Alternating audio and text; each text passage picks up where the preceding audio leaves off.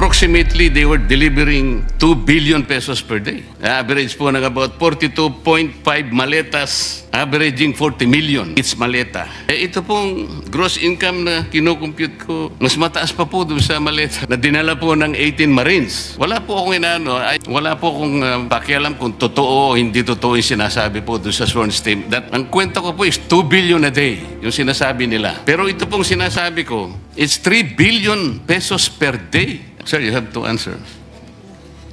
I cannot speak for the others. These are not my figures. Para sana uwi na lang ako. If you prove me wrong, halimbawa, mali yung nakuha kong information, so magsosorry na lang ako, Mr. Chair. Pwede naman ako magsorry kung mali eh. Hindi na habulin ko na lang yung tao ko, yung kaibigan ko na nagsabi sa akin ng gano'n. Bakit mo sinabi ito? Mali pala. I wanted to be wrong.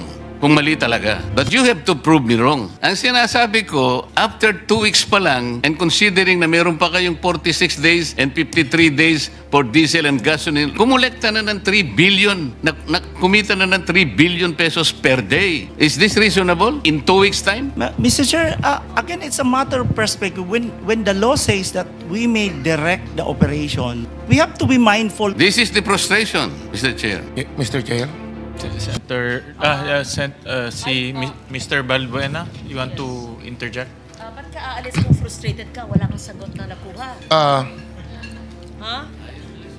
Bakit ayaw? Kanina pang ilang oras na tayo dito, wala pa rin Mr. sagot. Chair. So go ahead. Eto na mga boss, kakapasok lang na balita. Grabe si Marcoleta, nag-walkout. Sobrang napahiya sa sinabi ni Pangulo. Pinakita na ang maleta. Nayinig dito ang Senado. Base sa impormasyong kumakalat ngayon sa social media, napatunayang si Senador Rodante Marcoleta ang mali matapos mapatunayang mali ang impormasyong binigay sa kanya ng kaibigan niya. Palalabasin kasi niyang si PBBM ang nagpataas ng gas at oil para mai-connect niya sa maleta, pero hindi niya alam pinaghandaan siya ng DOE kaya pinili na lang umalis. Hindi nagtagumpay kay PBBM sa paninira, kaya ito sabay-sabay nating panoorin kung paano si Senador Rodante Marcoleta grabe nag-walkout. Sobrang napahiya sa sinabi ni Pangulong Marcos. Pinakita na ang maleta. Nayanig dito ang Senado. Tara, panoorin natin to. Representative from Chevron, we're coming from different perspective. What is the monthly consumption of the Philippines in terms of diesel? Diesel-wise, what is the national consumption? The daily volume is 33 million a day. Sir, I'm talking about monthly. How much? Monthly is 900.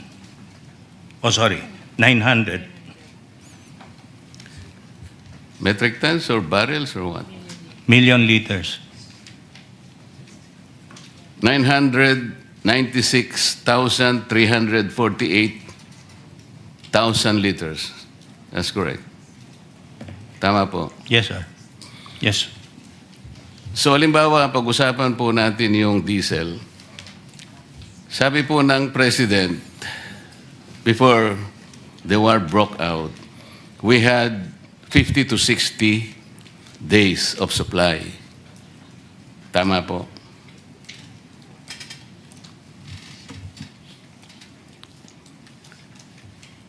So after 2 weeks po, yung 55, tumaas po ng average sa 125.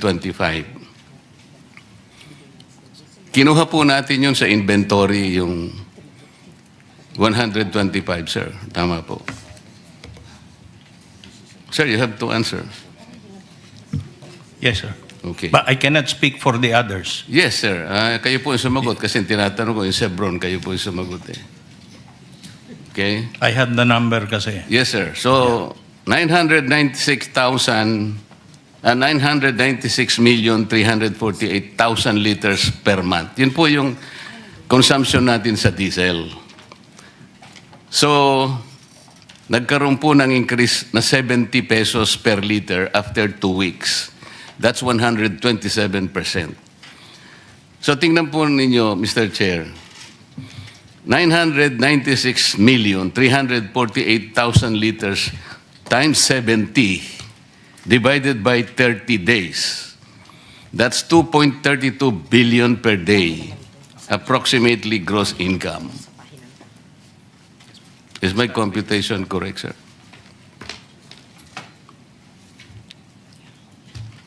Ulitin ko po, 996,348,000 liters times 70, ito po yung increase, divided by 30, 2.32 billion per day ang approximate gross income. Kasi kinuha niyo po sa inventory. Wala pa naman po yung, di pa naman kayo umaangkat. 2 weeks pa lang po nakaraan eh. Gasoline. It used to be 50 liters per day, pre-war.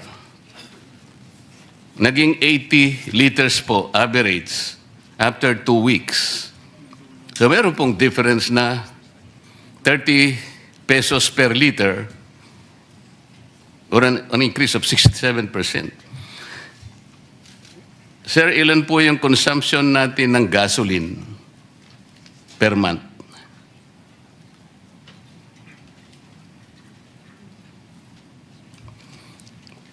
$4,521,000 barrels or 714,318,000 liters.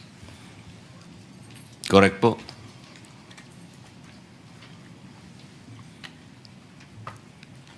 Can I get a confirmation? Anybody from?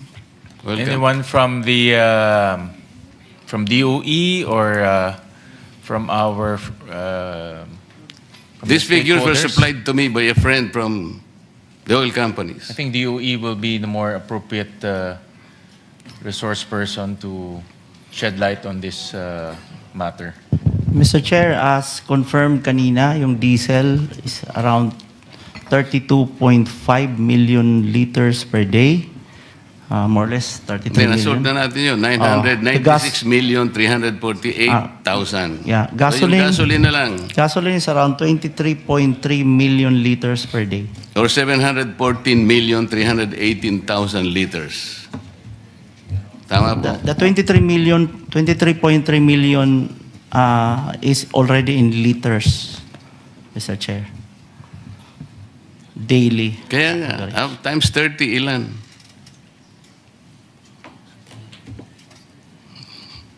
$714,318,000 liters of gasoline. Tama po. That's correct. Around 600. Oh, yan. Ito po, ganito. 714,318,000 liters of gasoline times 30 days. That is 714 million per day. Approximate gross income. So pag pinagsama po natin itong dalawa lamang, Mr. Chair, per day po ito Sa diesel po, 2,324,812,000 plus 714,318,000. Ang gross income po per day is 3,039,130,000 per day. 3 billion, Mr. Chair. Connie should not be put in. Kinuha po ninyo sa inventaryo ninyo ito. 2 weeks pa lang ang nakakaraan Alam po ninyo, Mr. Chair, I have to apologize for making this comparison. Yung 18 Marines po, yung kanilang mga dineliver na mga mali-maleta, kinumpute ko rin po Despite the logistical nightmare scenario that was peddled to the public, ganito po yun Approximately, they were delivering 2 billion pesos per day. Based on 33 months times 4 weeks. Average po ng about 42.5 maletas, averaging 40 million. It's maleta. Ito pong gross income na kinocompute ko, Mr. Chair, mas mataas pa po doon sa maleta. na dinala po ng 18 Marines. Allegedly. Wala po akong inaano. I'm just trying to see. I mean, yung analogy lang po. Wala po akong pakialam kung totoo o hindi totoo yung sinasabi po doon sa sworn statement. That has yet to be investigated properly. Ang kwento ko po is 2 billion a day, yung sinasabi nila. Ang sabi ko nga po, I'm not saying that that is correct. That is yet to be investigated properly and in proper time. Pero ito pong sinasabi ko, it's 3 billion pesos per day ang gross income po ng National Oil Company.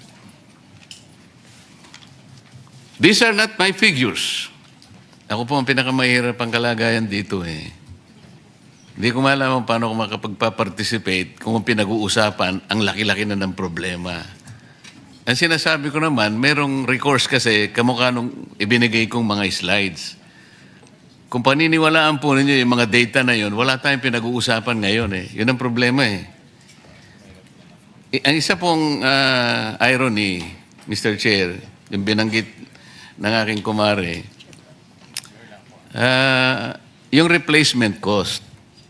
Okay? So, gusto kong balikan yun. I want to belabor that kasi yung pong nakaraang hearing natin last Tuesday, maliwanag po na sabi ninyo, DOE, meron tayong 46 days for diesel at that time. Tuesday po ito. Sa kerosene naman, meron tayong 53 days. Ang pinag-uusapan natin doon, after 15 days, mula nung sabihin ng Pangulo na meron tayong 50 to 60 days inventory, biglang pumalo sa 110 pesos per liter. Ngayon, sabi nyo kanina, meron kayong monitoring function under RA 8479. Pwede rin yung gamitin yung EO 839. Meron kayong pwedeng gawin na mag-issue ng show cause order. Ano po yung una nyong ginawa? Tinignan nyo ba kung anong basis nung 110? Wait lang mga boss, kung nakaabot na kayo sa part ng video na to, baka gusto nyo munang mag-subscribe sa bago nating YouTube channel. Doon na kasi tayo mag-upload ng mga reaction videos. Nakapin sa comment section ang link. I-click nyo lang para makapag-subscribe. Pag nakapag-subscribe na kayo, i-comment nyo lang ang location nyo para ma-shoutout ko kayo pag nag-upload na tayo doon ng video. Tara, tuloy na natin to. Iyon po yung gusto kong balikan eh. O bigla na lang kayong naniwala, hindi kayo nag-validate, dati po nilang inventaryo yun eh. Paano po magiging 110 from 55? So kung ginamit po ninyo yung tungkulin nyo under the law, like kayo nagmo-monitor, ini-screen ninyo lahat, did you ask them to present, for example, documents na to validate na kailangan 110 na per liter? Kinuha nyo ba yung mga dokumento sa kanila na bumili na ba on the replacement cost ang basis? Paano po nangyari yun? Inventaryo po ang pinag-uusapan natin. Wala pa naman eh. Ang problema kasi sa replacement cost kasi, Mr. Chair, kahit na wala pa yung ibibili nila sa susunod na kanilang pagbili, ay dapat nandun na yung cost na dinidictate nung Argus at saka nung MAPS. Yun ang problema eh. Ito pong replacement cost, Mr. Chair, konektado po doon sa sinasabi nating rackets and feathers irony. Ano po ibig sabihin nun?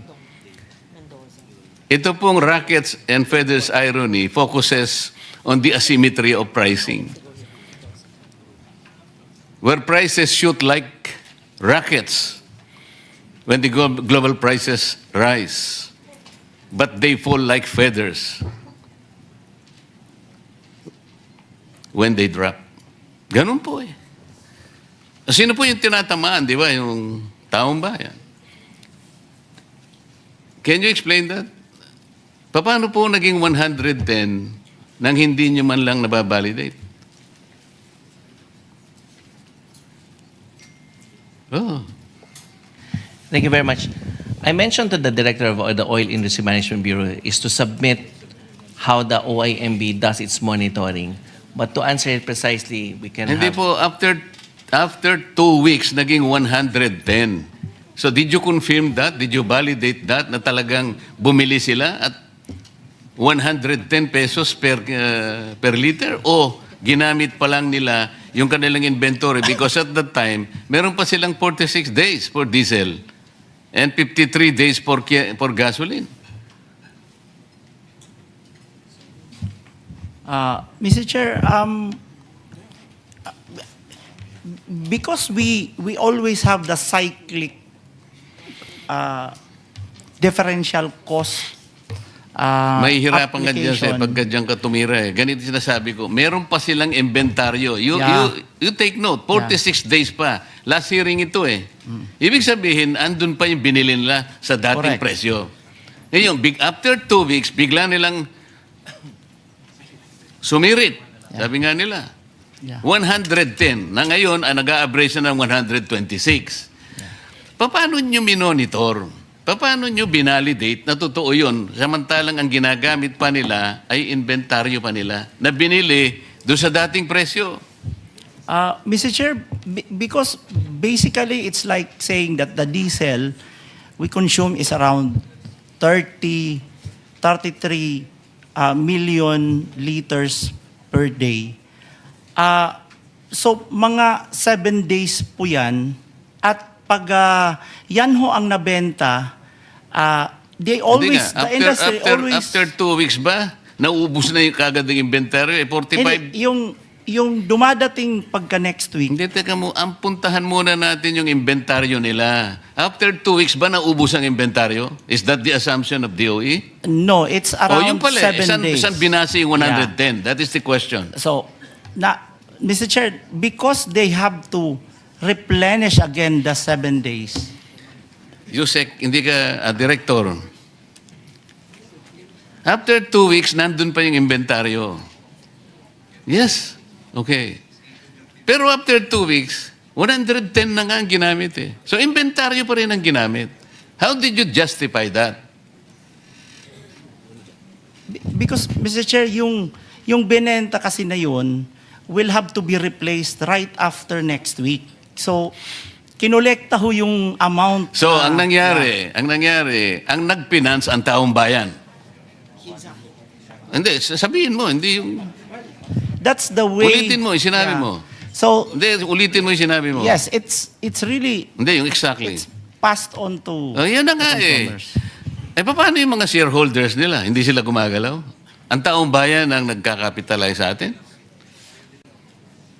Nandun pa yung inventaryo eh. Ito yung problema. Ngayon, hindi nyo ginagamit yung sinasabi ng batas na in periods of emergency, kayo ang gagawa ng paraan eh. As a matter of fact, pwede nyong i-take over eh. Hindi naman yun ang sinasuggest ng committee ito eh. We're all finding solutions to this. Pero itong mga questions nito, kasimple lang, hindi nyo man kayang sagutin. Mr. Chair, we would like to clarify that we are not here to dispute the business models of our oil companies. As a matter of fact, we are thankful for their sacrifices for this country. Kaya lang, it would appear that the business models are no longer responding to the crisis kung paniniwalaan natin yung binabanggit ninyong problema ang kinakarap natin. But until and unless we are able to validate yung data na pinresent ko kanina, we're almost 4 hours now since 10 o'clock in the morning, pwede nga yung vessel to tanke. Gamitin nyo siguro Panamax vessel. Ang ano niyan siguro is about 100,000 metric tons per container. Wala man nagbabalidate po, Mr. Chair. Para sana uwi na lang ako. If you prove me wrong, halimbawa, mali yung nakuha kong information, so magsosorry na lang ako, Mr. Chair. Pwede naman ako magsorry kung mali eh. Hindi na, habulin ko na lang yung tao ko, yung kaibigan ko na nagsabi sa akin ng gano'n. Bakit mo sinabi ito? Mali pala. Kasi gusto ko lang makatulong talaga eh. I wanted to be wrong kung mali talaga. But you have to prove me wrong. Government to government, hindi nga dapat mangyari yung pumunta nga. Andun nga yung tangke, yung mga tangke ng 2 refineries. Rotterdam refineries produces, I think, 1.2 billion barrels. Yes. per day. At nandun ang kanilang tangke sa Singapore. Petronas also, andun ang tangke nila. Ayun po yung kanilang presyo. No, nobody is reacting to this. Pinag-uusapan natin yung problema at ang mga measures na gagawin natin without even going back and checking whether those data are valid or not. So, paano yung replacement cost? I already told you, kung papayagan natin yon after 3 weeks or after 2 weeks, 3 billion pesos per day. Did you check this? You say?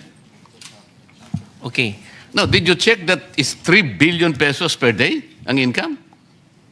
Pireset ko kanina.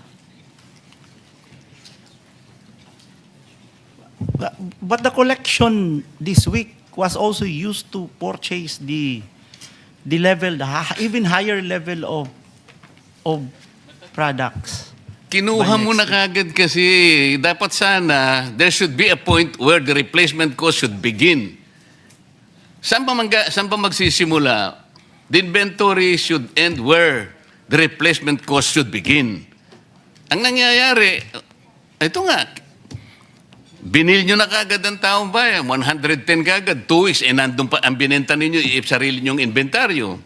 So, it is the public, it is the poor public. Ayan si Mr. Boss, ano ang pangalan mo? Si Mr. Balbuena kanina pa naglulupasay. So, Mr. Chair, Mr. Chair. Mr. Chair, we're not saying that that is right in the business the way it's but now you are deregulated. not answering my question, Director. Sagutin mo muna eh. Is the 3 billion pesos per day? 1 month lang ito eh. So per day ito, 3 billion. Yes, Mr. Chair. If the perspective, because it's a matter of perspective, if the perspective is to ensure that the 7 days used up this week will be replaced by next week immediately, then the oil company has to collect that level of collection to be able to purchase the 7 days replacement. So we can always go back to the 45 to 50 days supply.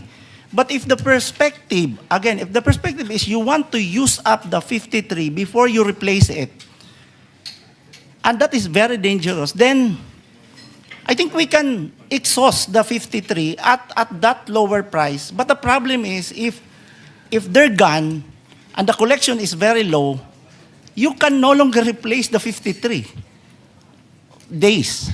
So it's really that's how they're explaining also on Caltex was also explaining that in the same way. No, but we're not saying you're proceeding from the wrong premise. Ang sinasabi ko mula't mula pa, ang pinag-uusapan ninyo yung maps and indicators coming from the Argus. Okay? Yun ang basis ng replacement cost. Okay? Ito yung spot market ninyo, ito yung trading floor ninyo. Ang sinasabi ko, after 2 weeks pa lang, and considering na meron pa kayong 46 days and 53 days for diesel and gasoline respectively, kumulekta na ng 3 billion, kumita na ng 3 billion pesos per day, which was bankrolled by the people themselves. This is the irony. Ngayon, ano yung role ninyo in the period of emergency and national interest is involved already? Ba't ang pinag-uusapan pa natin replacement cost na kagad? Ito muna ang sagutin ninyo. Is it reasonable? Is this reasonable? In 2 weeks' time? Mr. Chair, again, it's a matter of perspective. When the law says that we may direct the operation, we have to be mindful of again, on price, we have to be mindful of allowing the oil company to be able to replace it on a weekly basis. Okay. Isara natin ang argumento. Did you check the oil companies? Kinuha nyo yung document? Kanino nila binili? Makikita nyo ba kung magkano binili? Did you check that? Have you done that? Not in that Paano mo sasabihin ngayon? Katungkulan nyo ngayon, if you are screening, if you are monitoring, okay, sabihin na natin replacement cost. Ali kayo mga kaibigan. Pwede nyo bandalin yung inyong mga ICPO. Tingnan natin kung magkano, saan nyo binili. O, binili natin kay ganito, ito po yung presyo. Ganito. At least chinek natin. Now, I am asking you, nag-check, sabi nyo, hindi. So, ano yung monitoring? This is the frustration, Mr. Chair. Salamat po. Mr. Chair. Senator, Mr. Balbuena, you want to interject? Ba't ka aalis kung frustrated ka? Wala kang sagot na nakuha. Ha?